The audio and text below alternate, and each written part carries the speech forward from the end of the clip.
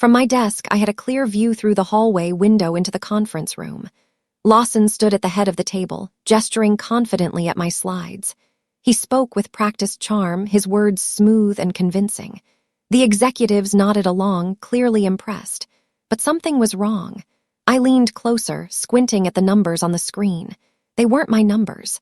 The revenue projections had been inflated. The CASI was halfway to the executive conference room when Mr. Lawson stepped directly into my path. His voice carried down the hallway, loud enough for everyone to hear. You don't deserve to be in this meeting. Go back to your desk." The words hit me like a slap. My chest tightened as coworkers glanced away, pretending they hadn't witnessed my humiliation. But as Lawson turned back toward the conference room, I caught something through the glass wall. On the massive screen inside was my report, the quarterly analysis I'd spent 3 weeks perfecting. The same report he'd called not good enough to present just yesterday. My hands trembled with anger, but I forced myself to stay calm. I slipped my phone from my pocket and discreetly hit record. Estimates had been reduced. He'd edited my data to make everything look better than reality. Much better. And I had the original version saved on my laptop. As I watched him bask in praise that should have been mine, a senior director named Ms. Harrison walked out. She paused by my desk and whispered, "Lawson's report feels off. Keep your eyes open." I waited until everyone left before confronting him. In his office, Lawson barely looked up from his computer. "The numbers were wrong," I said, keeping my voice steady. He smirked. "Do you think anyone here will ever listen to you over me?" The casual cruelty in his tone made my blood run cold. He leaned back in his chair, completely relaxed. "If you bring up that report again, I'll write you up for insubordination. Are we clear?" I nodded and turned to leave, defeat heavy in my chest. But as I reached the door, his phone rang. "Yes, I know," he said quietly. "If the board finds out the real numbers, we're finished." I froze. My hand was still on the doorknob. He had no idea I could hear every word. At night, I couldn't sleep. I opened my laptop and pulled up the raw data logs from our shared server. For hours, I compared the original numbers with what Lawson had presented. It wasn't just minor tweaking. He'd manipulated financial projections to hide a major loss in the third quarter. If investors found out, the company would face serious consequences. But if someone presented the truth, it could save everything. As I dug deeper into the company files, I noticed something strange. There was an encrypted folder labeled Q4 Fix buried in the finance directory. It was password protected. I tried several obvious combinations. Nothing worked, but I wasn't giving up, not after what he'd done. I spent the next morning reviewing Lawson's calendar and old emails, looking for clues. Finally, I found a birthday reminder he'd set for his daughter, Emma. Her birthday was June 15th. I typed, Emma0615. The folder unlocked. My heart pounded as files appeared on my screen. Spreadsheets showing months of altered data. Email drafts discussing performance adjustments. And multiple reports from other team members, all with Lawson's name on the final versions. He'd been stealing credit from everyone, but one file made me stop breathing. It was labeled with my name. Analysis Final V2. I clicked it open. The document was filled with catastrophic projections and errors so obvious even an intern would catch them. I'd never created this file. Someone had forged it under my name. The forged document predicted massive company losses and contained calculation mistakes that would destroy my credibility instantly. If this ever surfaced, I'd be fired on the spot, maybe even blacklisted from the industry. Lawson had created an insurance policy.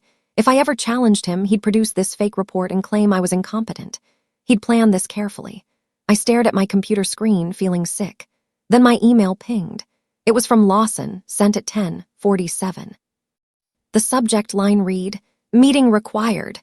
The message was brief. "We need to talk tomorrow morning about your performance." He was making his move, and he thought I had no idea what was coming. Before dawn, I copied everything from the encrypted folder onto a secure USB drive. I also emailed the files to my personal account just in case. When I arrived at the office, Lawson was already waiting in the conference room. His expression was serious, almost concerned. "I've been reviewing your recent work," he began, sliding a folder across the table. "Frankly, I'm worried you're making careless mistakes, missing deadlines." None of it was true. "I think you need more supervision," he continued. Sign this performance agreement and we'll monitor your work closely. The document was designed to build a termination case. I met his eyes. I'm not signing anything. His concerned expression vanished. He smiled. Then I hope you're ready for what happens next. At lunch, I sat alone in the cafeteria picking at my food. A woman I barely knew, Lena from accounting, slid into the seat across from me. We'd maybe spoken twice in 3 years. I heard what Lawson is doing, she whispered, glancing around nervously. You're not the first person he's targeted. Before I could respond, she pressed a small USB drive into my palm. Check this when you're alone. I think you need it. She stood and walked away without another word. Back at my desk, I locked my office door and inserted the USB. A video file appeared. I clicked play. The footage showed Lawson in what looked like a bar, talking to someone off camera. His words were slightly slurred. I tweak the numbers to keep investors happy. No one actually checks anyway. I sat in stunned silence, watching the video again. This wasn't just about stolen credit anymore. This was fraud. Corporate fraud that could send Lawson to prison. I had everything I needed to destroy his career, but I needed to be smart about this. I spent the entire weekend organizing my evidence, timestamps showing when I created the original reports, chat logs where team members asked me questions about Lawson's presentations. Every instance of altered data matched with the originals. I created a comprehensive report, clean and factual, lethal. On Monday morning, I received an email from HR. Disciplinary review scheduled was the subject line. The meeting was set for Friday afternoon.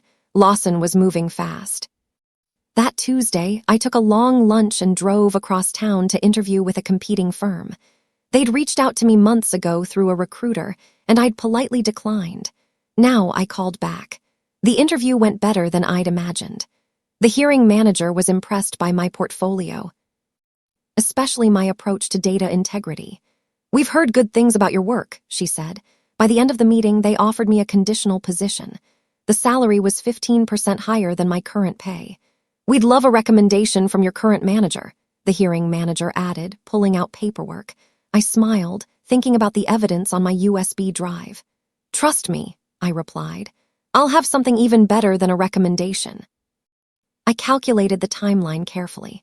The company's quarterly financial review was scheduled for exactly 4 weeks away. If Lawson submitted falsified numbers again, the board would eventually discover the truth. But by then, he might have found a way to cover his tracks or blame someone else. This was my window.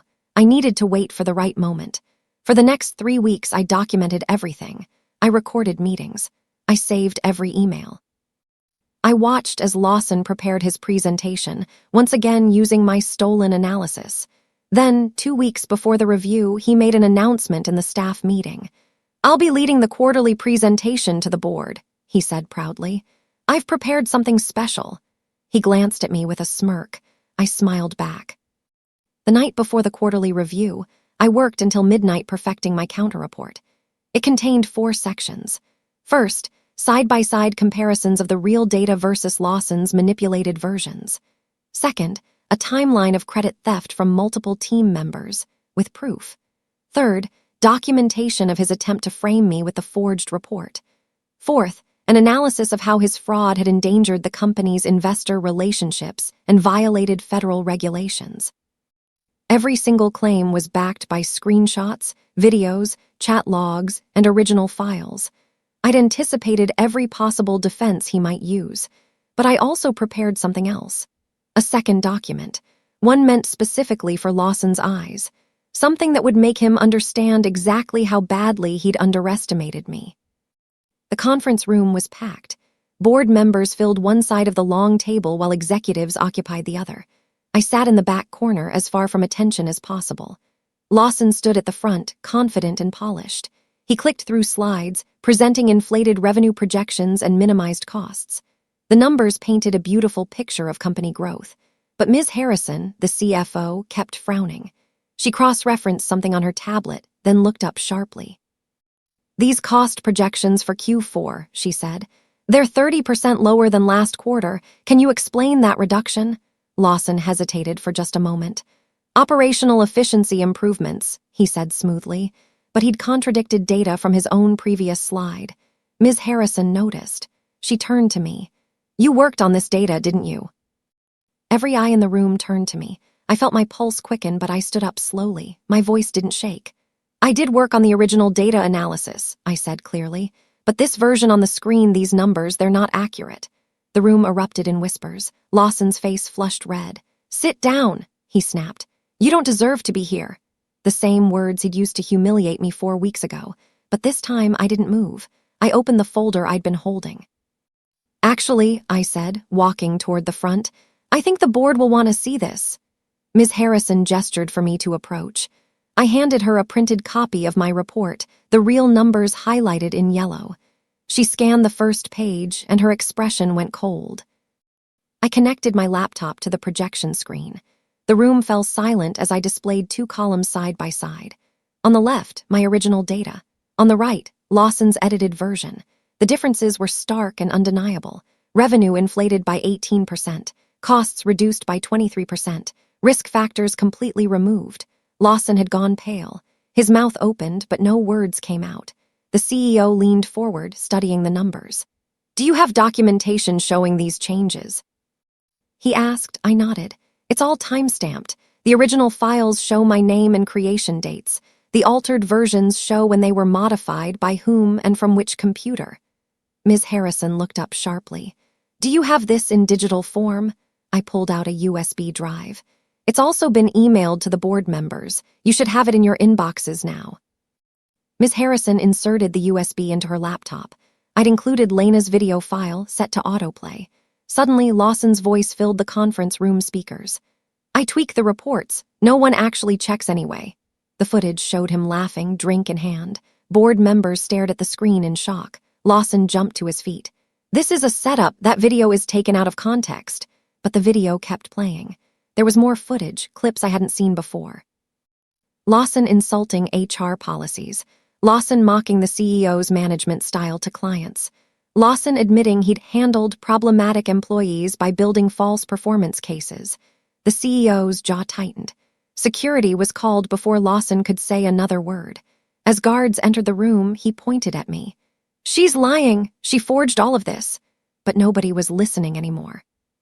Security escorted Lawson out while he shouted about lawsuits and conspiracies.